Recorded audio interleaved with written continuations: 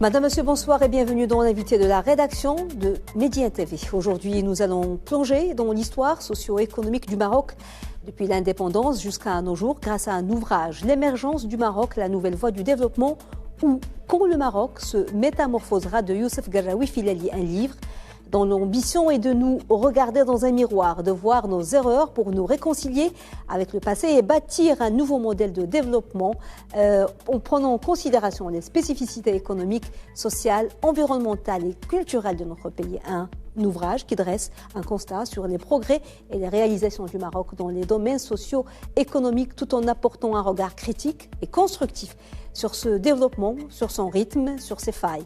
Et pour en parler, nous avons le plaisir de recevoir ce soir sur le plateau de Média TV l'auteur de ce livre, L'émergence du Maroc, la nouvelle voie du développement, Youssef Garraoui Filali, président du Centre marocain pour la gouvernance et le management. Youssef Garraoui Filali, bonsoir et merci beaucoup d'avoir accepté notre invitation. Bonsoir madame, merci pour l'invitation. Alors, Monsieur Garraoui Filali, votre livre s'attaque à un vaste programme, revenir sur les 6 précédentes décennies, de 1960 à 2019 et même avant, puisqu'il est aussi question du Maroc du temps du protectorat, pour dresser un bilan socio-économique. Pourquoi avoir décidé de vous attaquer à un chantier aussi vaste et est-ce que c'était facile de le faire ?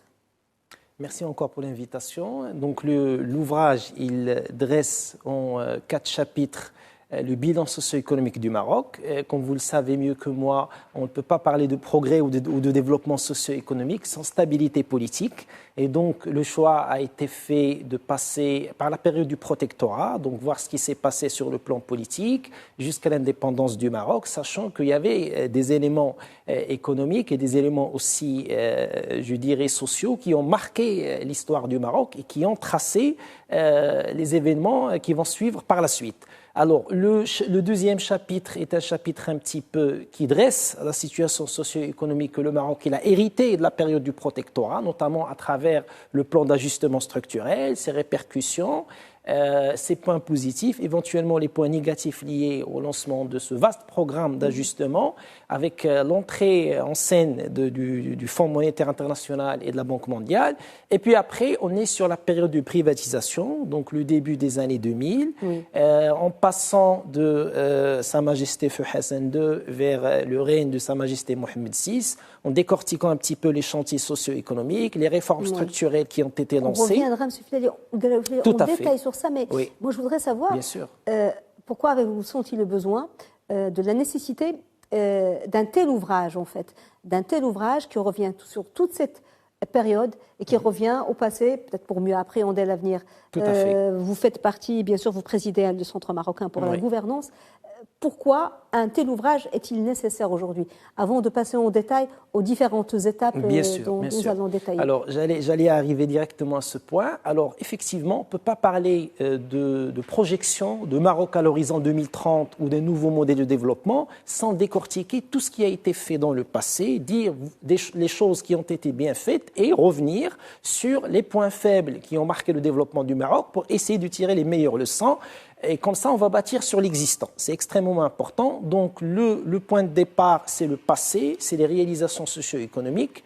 La projection, c'est le Maroc à l'horizon 2030 à travers le nouveau modèle de développement. Et donc, nous avons jugé nécessaire qu'il faut véritablement passer par toutes les étapes du passé sur le plan économique, sur le plan social, sur le plan politique. Parce qu'on a aussi parlé du Maroc, de la Constitution de 2011, et pour arriver bien évidemment à l'édification de nouveaux modèles de développement, en s'attardant pas que sur les axes du modèle de développement, chose que beaucoup de gens loupent en quelque sorte, mais le plus important, c'est les conditions de réussite, le rôle des parties prenantes pour réaliser le nouveau modèle de développement. Alors, votre ouvrage est construit en 10 étapes plus ou moins, que vous considérez comme des étapes clés charnières dans l'évolution socio-économique, mais aussi constitutionnelle du Maroc. Pouvez-vous nous résumer, justement, c'est ce dont vous parliez tout à l'heure, ces étapes importantes et décisives, brièvement, dans l'histoire du Maroc? On va revenir plus tard en détail sur certaines qui sont plus importantes que d'autres. Bien sûr. Alors la première étape, c'est une étape qui est apparue dès l'indépendance du Maroc, donc la marocanisation de l'économie marocaine. Bien évidemment, cela a passé par le plan d'ajustement structurel. Puis après, il y avait aussi la période de privatisation où le ministère de l'économie et des finances, bien évidemment, il se pointe comme un ministère vraiment de souveraineté qui va en quelque sorte réformer les entreprises marocaines et libéraliser en quelque sorte l'économie marocaine. Effectivement, il y avait aussi des réformes structurelles qui ont été lancées au début des années 2000, parce que, comme vous le savez, la décennie 2000 jusqu'à 2009, le Maroc réalisait un taux de croissance de 4,5%. Donc, en quelque sorte, on était sur une bonne trajectoire. Puis après, il y avait en quelque sorte la réticence du modèle économique, donc un système économique, parce qu'on n'avait jamais de modèle de développement, on était sur un système en quelque sorte qui était saturé, d'où l'esprit de la Constitution de l'année 2011 pour essayer de lancer cette réforme structurelle. Malheureusement, la croissance économique n'a pas suivi, parce que pour la décennie 2010-2019, globalement, on était sur un taux de croissance de 2,5%, un taux de chômage qui restait assez élevé, et bien évidemment des disparités sociales et qui provenaient depuis la période, bien évidemment, du protectorat et la période qui est suivi, qui est le plan d'ajustement structurel. Puis après, l'étape d'aujourd'hui, qui est une étape vraiment décisive pour le Maroc et pour la société marocaine, l'édification du nouveau modèle de développement. Donc, on ne peut parler de progrès socio-économique sans revenir sur les étapes précédentes. Justement, vous consacrez un chapitre entier au nouveau modèle de développement, une sorte de feuille de route pour le pays. Mais que faut-il mettre en œuvre, selon vous, M. Garaoui Filali, pour traduire en réalité l'esprit de ce nouveau modèle de développement et pour métamorphoser le Maroc, pour reprendre le terme utilisé dans le sous-titre de votre livre? Tout à fait. Alors, il ne s'agit pas seulement de parler d'axes de développement ou de tracer des piliers pour le nouveau modèle de développement. La commission spéciale sur le modèle de développement, d'ailleurs, on a largement communiqué autour. Donc, nous avons eu l'opportunité de présenter l'ouvrage ainsi que des propositions à la commission spéciale et c'était pour nous l'occasion aussi pour mettre en exergue les conditions de réussite du nouveau modèle et surtout le rôle des parties prenantes, c'est-à-dire ce qu'on appelle une approche stakeholders. Aujourd'hui, ce n'est pas que l'État qui est responsable sur le nouveau modèle de développement, mais on est sur une responsabilité partagée. Si on parle par exemple de transformation de la société marocaine ou transformation aussi de l'administration en matière d'économie numérique, la responsabilité est partagée. Le citoyen aussi, il a une responsabilité d'éthique, de déontologie en termes d'utilisation du digital. Ce n'est qu'un exemple. Et donc, cette approche partie prenante, elle est extrêmement importante et très demandée aujourd'hui quand on voit les pays développés comme l'Allemagne, la Chine et le Japon. C'est des pays qui ont travaillé avec une approche partie prenante, main dans la main. C'est vrai que l'État-providence ou l'État interventionniste a un rôle majeur dans l'édification de nouveaux modèles de développement, mais les autres acteurs doivent travailler. Il faut qu'il y ait une très forte articulation entre les différents intervenants, donc le secteur privé, la société civile, les syndicats professionnels, etc. Et donc cette synergie qui permettrait minimum de mettre à plat le nouveau modèle de développement. Alors, les conditions de réussite, c'est d'abord, si vous permettez, un mode transverse de l'État. Donc un changement du mode de gouvernance, parce qu'on peut mettre en place des systèmes d'information, on peut allouer des budgets, et c'est les expériences du passé au niveau du Maroc, mais s'il n'y a pas de management moderne, s'il n'y a pas de gens qui sont impliqués, s'il n'y a pas de changement de mentalité, donc malheureusement, encore une fois, les chantiers ne vont pas aboutir et il n'y aura pas de progrès. On ne va pas mettre le Maroc sur les rails d'un pays émergent. Donc les conditions d'accès sont très importantes, le rôle des parties prenantes aussi, au-delà des axes et des piliers du nouveau modèle de développement. Alors il y a des leçons très importantes à tirer des expériences du passé, les bonnes, les mauvaises, celles qui sont incomplètes, même s'ils avaient leurs avantages. Et vous consacrez justement à cet égard un chapitre au PAS, le plan d'ajustement structurel, qui a concerné la période allant de 83 à 94 sous les auspices du FMI et de la Banque mondiale. Et vous avez un regard lucide sur l'impact ou les différents impacts du PAS sur l'investissement et l'endettement, mais aussi sur le volet social dont, d'après vous, il a amplifié, se passent les disparités avec l'apparition de familles, je vous cite, marocaines bourgeoises, et de populations beaucoup plus vulnérables, y compris dans le monde rural. Pouvez-vous nous détailler ce point et nous expliquer cet impact, celui des équilibres macroéconomiques, au détriment d'autres secteurs fondamentaux comme l'enseignement, l'éducation et peut-être la santé et l'emploi? Parfait. Merci beaucoup pour cette question extrêmement importante, chère madame. Donc, effectivement, la mise en scène des organisations internationales, il a en quelque sorte amplifié les disparités sociales parce qu'on était sur un redressement technique, c'est-à-dire le maintien des indicateurs macroéconomiques, surtout le redressement. Quand on prend par exemple la dette extérieure en matière de PIB, elle était à 125% depuis le lancement du programme d'ajustement structurel 1984. Quand on voit 1994, la dette extérieure du Maroc, elle a baissé à 80%. Le taux de croissance, il a été maintenu aux alentours de 3%, mais par conséquent, avec l'exode rural, on était sur un taux de chômage qui est très élevé, une faible scolarisation des enfants, pas d'accompagnement, pas de budgétisation de tout ce qui est action de formation en termes de, que ce soit le préscolaire, à l'époque il n'y avait même pas du préscolaire, donc la scolarisation des enfants et aussi l'enseignement supérieur, par exemple c'est un secteur social qui est très vital et qui a été négligé dans la période du PAS. C'est raison pour laquelle il y avait une amplification bien évidemment des disparités sociales parce qu'on était sur une économie qui faisait de l'investissement, un investissement sur les deux facteurs capital-travail. Donc un investissement massif, une rationalisation des dépenses étatiques.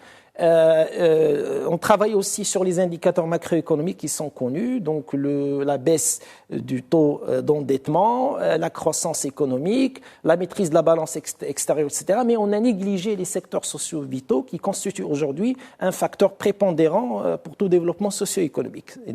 Et malheureusement, vous l'avez constaté au niveau de l'ouvrage, c'est un problème qui date depuis très longtemps et on continue à en parler même à date d'aujourd'hui. Éventuellement, au niveau du nouveau projet de modèle de développement, on sait que sans mise à niveau des secteurs sociaux, l'État, bien évidemment, devrait dépenser davantage dans ces secteurs, la santé, l'éducation, l'emploi, le préscolaire aujourd'hui qui est devenu très important. Et donc, sans secteurs sociaux vitaux, donc, on ne pourra pas parler, bien évidemment, d'un modèle de développement. Mais par conséquent, effectivement, il y avait des réformes structurelles aussi très importantes qui ont été lancées après la période du PAS, comme l'indique l'Initiative nationale de développement humain. Oui. Il y avait aussi, j'espère qu'on aura l'occasion d'en parler, d'autres chantiers socio-économiques importants qui ont été lancés, comme le plan Maroc Vert, le plan d'accélération industrielle, bien évidemment en prenant le bilan positif, ce qui a été fait positivement, et en revenant aussi sur certaines lacunes ou, je dirais, les points faibles de ces chantiers très structurants. Oui. Alors, vous êtes passé, dans votre livre, vous passez ensuite... parce que l'approche, elle est un peu chronologique et ça se justifie aux années 2000 avec leur cortège de politique de privatisation. L'idée était bonne, mais la concrétisation, il y avait un petit problème. Quel a été, selon vous, le problème avec la mise en place de cette privatisation? Vous parlez des systèmes de rente pour certaines entreprises. Oui, effectivement. Donc, tout le travail qui a été fait de privatisation, c'était un effort étatique pour libéraliser, bien évidemment, l'économie marocaine et surtout pour l'ouverture des tours de table de certains monopoles.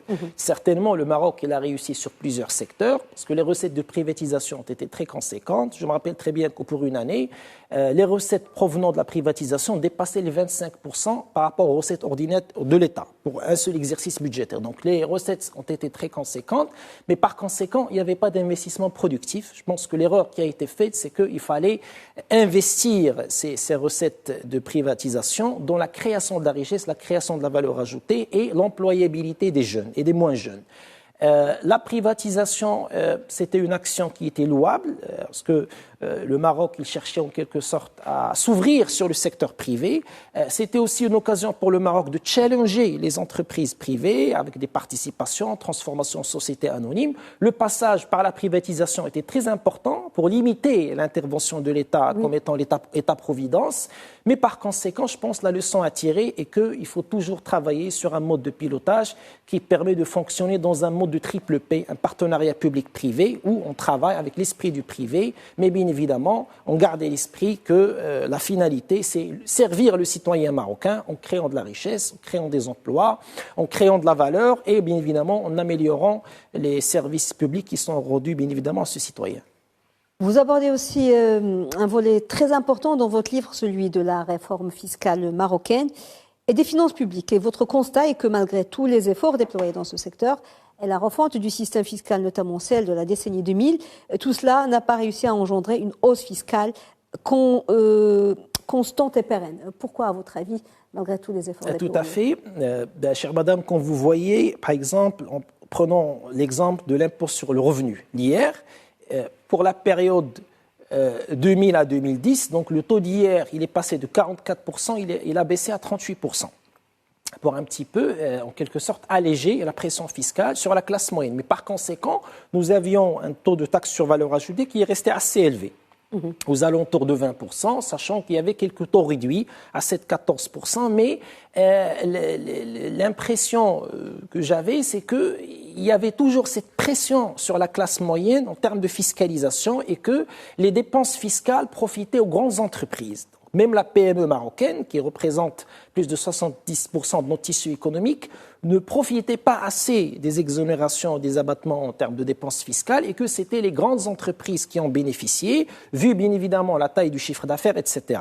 Sachant que cette pression sur le citoyen, il continue à peser lourd aujourd'hui sur notre système fiscal et je sais que ça finance une grande partie, bien évidemment, des dépenses fiscales. Donc je pense que nous avons véritablement besoin d'une profonde réforme fiscale. D'ailleurs, c'est lancé dans le cadre de la réforme actuelle, c'est qu'il faut chercher en quelque sorte à alléger la pression fiscale sur les classes moyennes, mais il faut qu'il y ait par conséquent une innovation fiscale. Donc il faut innover en termes de fiscalité pour taxer bien évidemment les entreprises les plus solides, les entreprises qui ont les moyens financiers pour payer plus d'impôts. Justement, vous vous attardez beaucoup sur ce point et sur ce point de l'équité fiscale et recommandé, comme vous l'avez dit, d'alléger la pression fiscale sur la classe moyenne, vous l'avez dit en termes d'impôt sur le revenu. On est aujourd'hui à quelque chose comme 38% d'impôt sur le revenu. C'est beaucoup par rapport à d'autres pays? Ça reste élevé en termes d'impôt sur le revenu c'est quelque chose qui impacte directement la poche des citoyens, en l'occurrence le pouvoir d'achat du Maroc. L'impôt sur les sociétés aussi est élevé, à votre avis? L'impôt sur sociétés est assez élevé. Aujourd'hui, si on va par exemple à la loi de finances 2021, il y a quelques efforts qui sont déployés, mais je pense que il faut aller vers un impôt sur société beaucoup plus souple qui concerne la TPE, la très petite entreprise, et les start-up marocaines. Donc je pense que le tissu entrepreneurial mérite un geste fiscal qui va l'encourager à produire beaucoup plus. Et je pense que c'est l'occasion pour s'attaquer à l'économie informelle. Aujourd'hui, il est estimé à 300 milliards de dirhams en termes de PIB. C'est à peu près 30% de notre richesse nationale. Et c'est le vrai problème. Je pense qu'il faut s'attaquer à l'économie informelle avec des encouragements, avec de la conscientisation, sensibiliser les gens à intégrer l'économie formelle, leur montrer que c'est dans leur intérêt. Par conséquent, en allégeant aussi la pression fiscale sur la TPE marocaine. Vous proposez aussi de taxer un petit peu plus les gens plus aisés, les classes les plus riches, pour financer les autres secteurs. Est-ce que c'est facile à mettre en œuvre? Ce n'est pas facile à mettre en œuvre, mais je pense que c'est un discours qui a eu lieu il y a quelques années au niveau du Parlement. L'impôt sur la fortune, il faut aller vers ça. Je pense que c'est le moment de taxer les plus riches. Et je pense que ces gens aussi, les gens les plus aisés, doivent être solidaires. Et de toute façon, le Maroc, il a mis en place un impôt de solidarité, mais je pense qu'il faut hausser la barre, il faut aller vers des revenus individuels qui dépassent les 100 000 dirhams par mois. Je pense que ces gens... Au-delà de la solidarité, ça doit être une vraie taxe, parce que la solidarité... Tout à fait. C'était une petite taxe de 1 point ou de 2 points, c'est pas suffisant. Mais quand on parle d'impôt sur la fortune, ça ne devrait être qu'un impôt conséquent. Alors, vous assistez beaucoup dans votre livre, mais aussi dans vos différentes interventions, M. Garaoui Filali, sur l'appui, l'accompagnement de la TPE et la toute petite entreprise aussi. Que représentent ces structures aujourd'hui dans le tissu économique marocain et pourquoi est-il capital de les appuyer et de les soutenir? Alors, globalement, quand on parle entreprise marocaine aujourd'hui, on est sur 90% de tissu économique. Si on prend la TPE, la PE, la petite entreprise, moyenne entreprise, si on prend aussi les start-up, si on va compter aussi les start-up. Donc, 60% rien qu'en TPE. Et tout à fait, exactement. Ouais. Donc, c'est le vrai tissu entrepreneurial marocain. Quand vous prenez le programme Telaka qui a été lancé par Sa Majesté en janvier 2000, c'est un très bon programme. Nous avons participé activement à l'accompagnement de plusieurs entrepreneurs marocains. Mais c'est vrai qu'avec le Covid-19, c'est devenu très difficile. Le confinement, donc le projet, il était en quelque sorte gelé. Mais la vraie problématique des entrepreneurs, donc on les côtoie, on échange au continu avec des entrepreneurs, de jeunes entrepreneurs surtout marocains, une problématique d'accompagnement technique. Ce n'est pas qu'une problématique aujourd'hui de financement. Les financements sont là, il y a des produits de financement.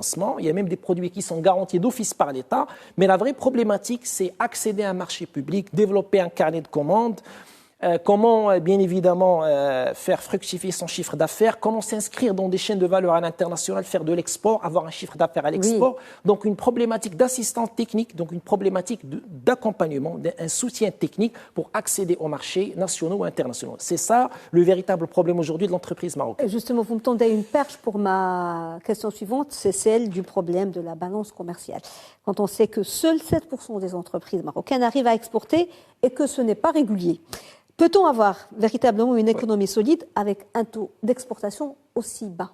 Effectivement, je pense que le Maroc, il est en train de travailler sur ce point, pour être honnête avec vous. Donc, quand on voit le plan émergence, le plan d'ajustement, le plan d'accélération industrielle, donc l'industrialisation des entreprises, elle est là. C'est vrai qu'il y a des investisseurs étrangers qui s'installent. On est sur des écosystèmes productifs, l'aéronautique, l'automobile, etc. Donc, on cherche à développer et on oriente un petit peu la commande locale pour, bien évidemment, donner des commandes aux entreprises marocaines.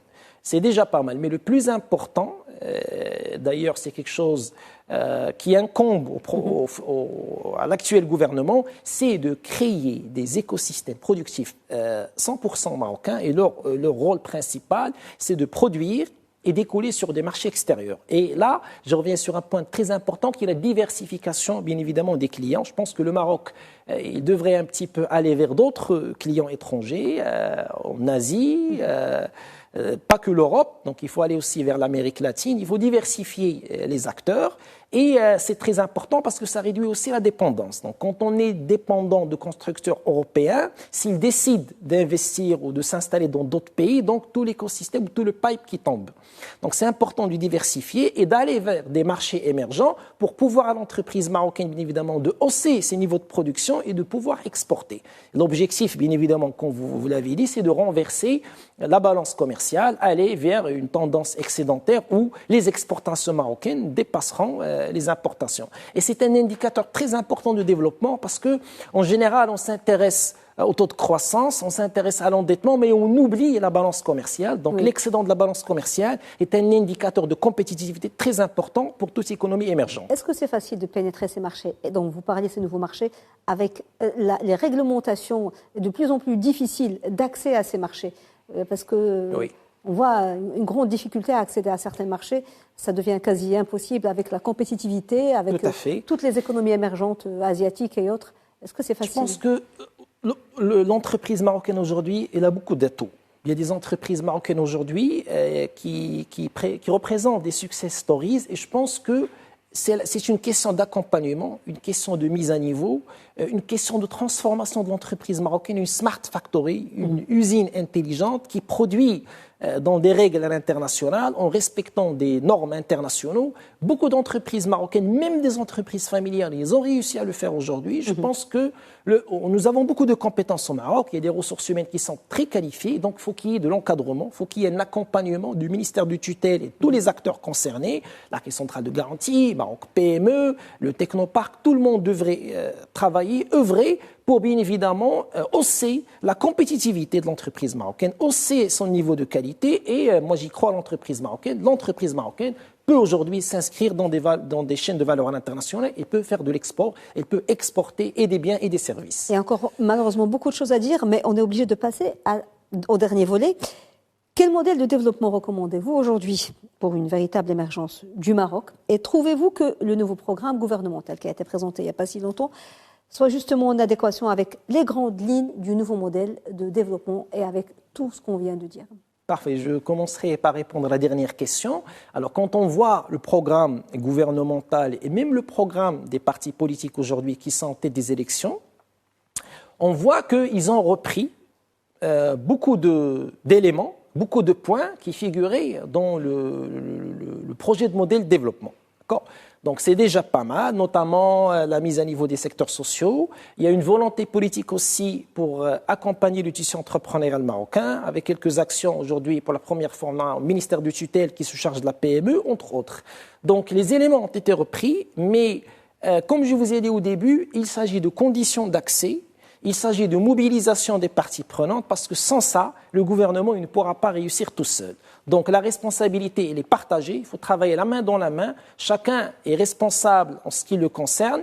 Il y a des droits et des obligations de chaque partie prenante, mais il faut qu'il y ait un mode de pilotage transverse où, bien évidemment, l'État pilote l'ensemble des chantiers, pilote l'ensemble des axes du modèle développement, parce que en réunissant les conditions d'accès, on pourra mettre en place un modèle développement. Et croyez-moi, l'horizon 2030, c'est demain, c'est ce gouvernement et le gouvernement qui lui succédera. Donc on n'a pas assez de temps, et donc je pense qu'il faut accélérer la cadence, parce qu'avec ce rythme, on ne pourra pas édifier un nouveau modèle de développement à l'horizon 2030. Monsieur Youssef Gerraoui Filali, merci d'avoir répondu à nos questions. Je rappelle que vous êtes président du Centre marocain pour la gouvernance et le management et que vous avez publié un livre intitulé « L'émergence du Maroc, la nouvelle voie du développement ou quand le Maroc se métamorphosera ». Merci. Merci beaucoup pour l'invitation. Madame, monsieur, merci beaucoup de nous avoir suivis. Très belle suite des programmes sur Midi.